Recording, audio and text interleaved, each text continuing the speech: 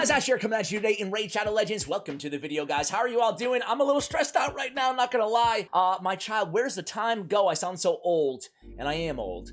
But where does the time go? My child is going to be 5 years old, planning a big birthday party. We've got the bouncy house with the water slides built in. The water park mixed with the bouncy house. Dude, where was that when I was growing up, man?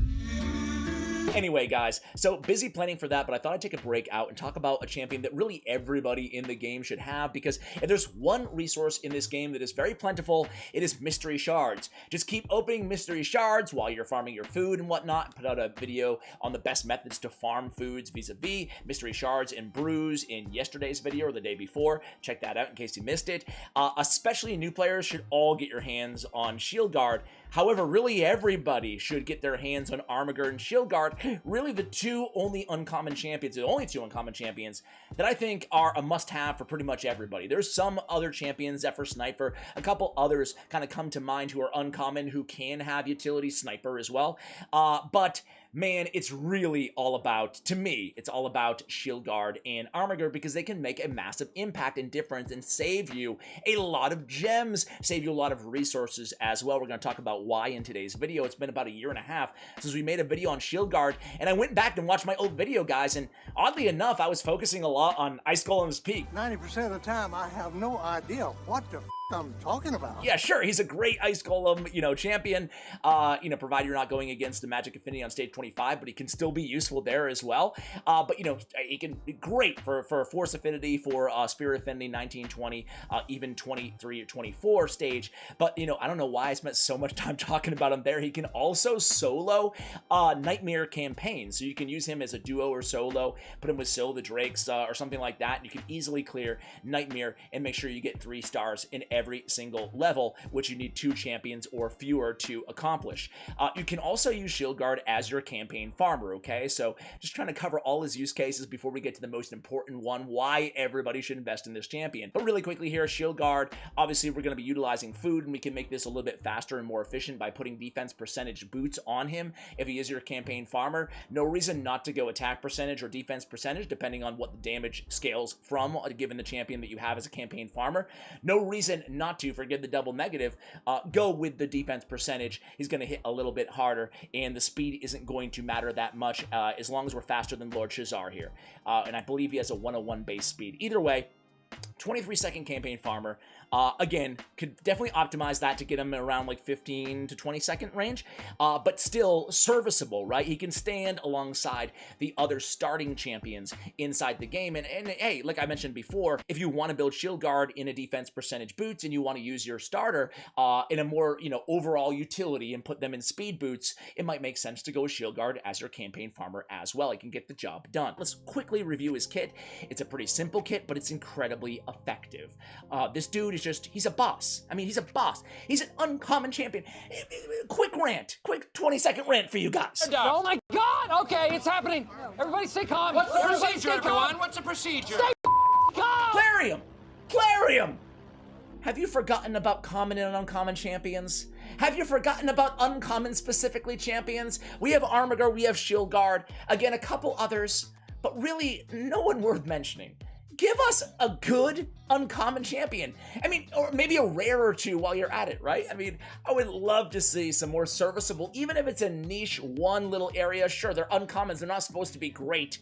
But should they all be relegated just to food? Should every single one of them, just like commons? No! Give us one more. One more good one, I think, Because I've been busy working on, important things. Seal of the Drip. Rant over. Shieldguard is great. He's a defensive-based champion. We already talked about it. Spirit Affinity Barbarian.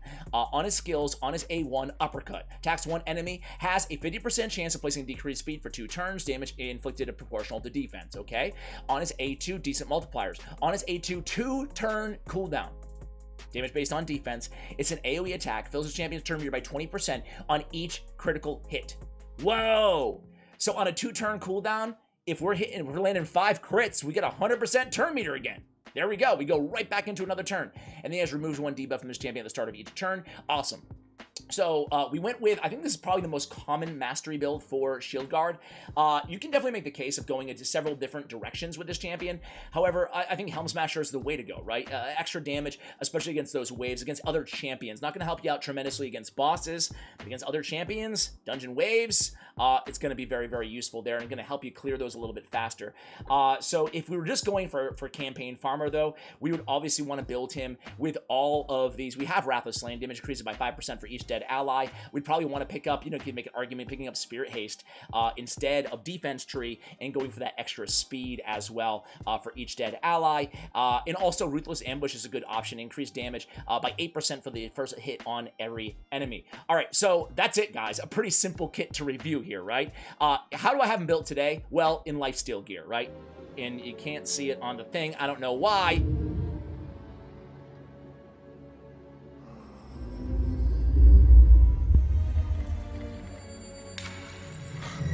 There it is. Basic artifacts, right? I mean, I don't have anything too crazy on him at all here. I have a broken set and a lifesteal set. Lifesteal is going to be paramount, right? We want to make sure that we're getting healed on every single one of our attacks, and he does a lot of attacks because of that turn meter fill on his A2 ability. And he also has a little bit of control with a decreased speed on his A1. So what are we looking for? 100% crit rate. I mean, that's basically the most important thing is 100% crit rate. We're scaling his defense as high as we can given the gear that we have access to.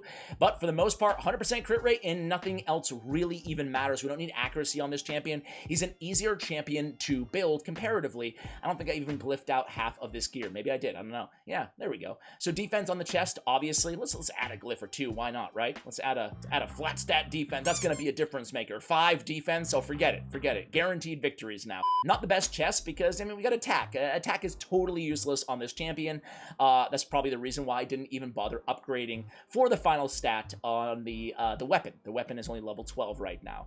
Of course, silver, even though I have a lot, I burnt, God, 7,000 energy last night trying to rack up some clan versus clan points in Spider. And actually, me and Tyraku, the other content creator for Raid Child Legends, he actually has a couple good Shieldguard videos as well. We went head-to-head in this Spider tournament. It was the Demon Spawn only Spider tournament a few days ago, it ended. And we were going head-to-head 1-2, 1-2, 1-2. So shout out to him. He's a good creator. Hopefully you can collab with him pretty soon on the channel. Crit rate and defense. Sure, easy enough, right? Speed is not even that important. Sure, we can have him fast. Great, fantastic. But it's not pivotal. It's not, you know, this is fine. These total stats, again, speed 175, 100, 205, sounds good. So why can you save so many gems? If you're anything like me, you're a dirty degenerate and you you use gems to buy masteries more often than you care to admit. At least, again, that's the case for me, right? Either that, or you just don't have a great, efficient way of farming up masteries in Minotaurs Labyrinth. So here we go, guys. This is Shieldguard, and this is why this dude is an absolute beast. Sure, there's other champions in the game who can do this in lifesteal gear, okay? I want to be very clear about that. He's an uncommon. The other champions are mostly just legendary champions, right? Some void legendaries can do this. Others can as well. But Shieldguard is a great champion that everybody can have, right? Everybody can have to do this. So instead of buying gems, not only will you be saving gems by farming up your masteries using Shieldguard, you can farm them, you know, 4 at a time and be pretty efficient as well, but you'll also be gaining a lot of extra silver. And as I just mentioned, silver, even 48k, I'll be gone. I'll be done with this in a day, man. I mean, it's crazy. Now with the instant artifact upgrades, it's just like you upgrade 1 or 2 artifacts and you're broke again, man. That's it. That's it. Let me go ahead and quickly just fill in some food here. Pretend these are champions that we actually want to farm masteries for, right? Just fill them in with everybody. Zargala, sure. Don't even need an aura, but of course you can utilize one if one of your, you know, champions that you're trying to level up masteries for has them. And then you can just run this on auto. And again, I just want to stress.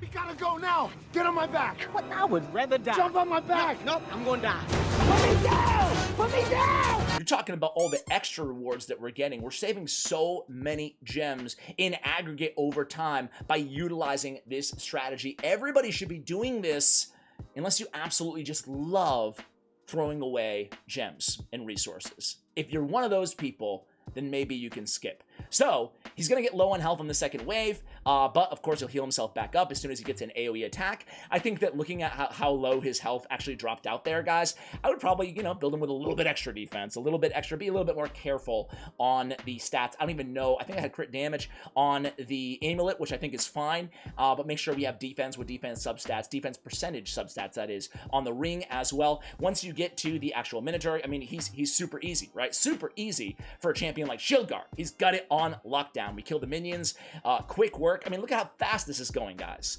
This is how we farm masteries, not using our 800 gems, man. Take 4 champions, work on them at night, overnight, use your auto battles, and just like bang them all out, man. Bang them all out and save yourself a ton of freaking gems.